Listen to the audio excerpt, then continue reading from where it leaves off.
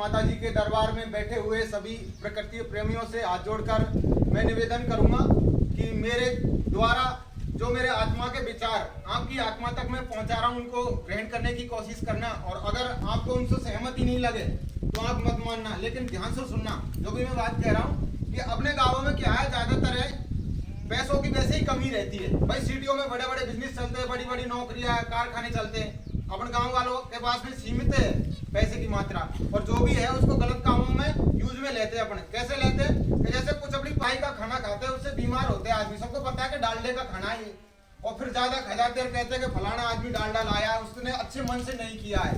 और अब देखो मैं मेरे गाँव की कहता हूँ, हर साल में कम से कम 10 तो नुक्ते और 10 मांडे है ना, और रोज रोज खा खा के आदमी बीमार होते हैं। अब एक प्रोग्राम कम से कम 2 लाख रुपए का होता है मेरे गांव में, ज्यादा पकवान बनाए तो ज्यादा का, तो कम से कम 20 प्रोग्रामों का खर्चा हर साल का 40 लाख रुपया। अगर ये 40 लाख रुपया गांव के विकास में लग जाए, कैसे लग जाए? सबसे पहले वृक्षारोपण करवाओ, जिससे अपने गांव का वातावरण सुधरेगा तो बीमारियां दूर हटेंगी। गाँव की साफ सफाई, सड़कों की मरम्मत, अच्छी अच्छी सड़कें बनवाएं, रास्तों की साफ सफाई, और सबसे ज्यादा स्कूल की जो भी जरूरतें हैं, बच्चों की किताब कॉपी, उनके लिए कूलर पंखा, कोई दिक्कत नहीं आनी चाहिए। कोचिंग की सुविधा यही होनी चाहिए। जो बच्चे अंग्रेजी में, विज्ञान में, गणित में और कंप्यूटर शिक्षा में, हमारे गांव के लोग बच्चे बहुत कमजोर होते हैं, अगर उनके लिए शिक्षा की सुविधा कर दी जाए तो वे बच्चों को बाहर पढ़ने की जरूरत नहीं है यहाँ, और अपना ही वो पैसा जो दूसरे रास्ते में लग रहा है वो इस रास्ते में आ जाए। तो अगर आप मेरी बात से सहमत हो तो एक बार भारत माता की जय बोलेंगे। भारत माता की जय, भारत माता की जय।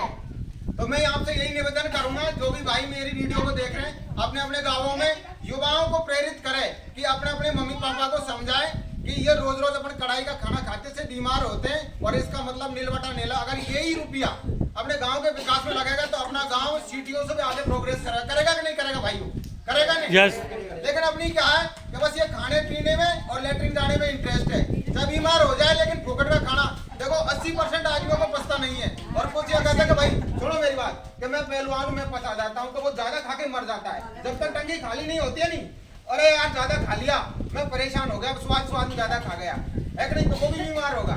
तो देखो घर में रोज रोज लड़ाई और रोज रोज कड़ाई हानिकारक होती है भाई। जैसे अपन देवी माँ की कोई धर्म पुण्य करते हैं, हनुमान जी का कोई भी, तो वो कभी सभी वो ठीक है, वो कर लो, इतना ठीक है। कम से कम ये मांडा का रुपया और ये नुक्ता का रुपया अगर गांव के विकास में लग जाए तो हमें नहीं चंदा इकट्ठा करने की जरूरत नहीं है। तो सरपंच वो उसके हिसाब से काम करेगा, लेकिन अपना इतना 40-50 लाख रुपया गाँव में अगर रोज हर साल विकास में लग जाए तो कितना अच्छा होगा।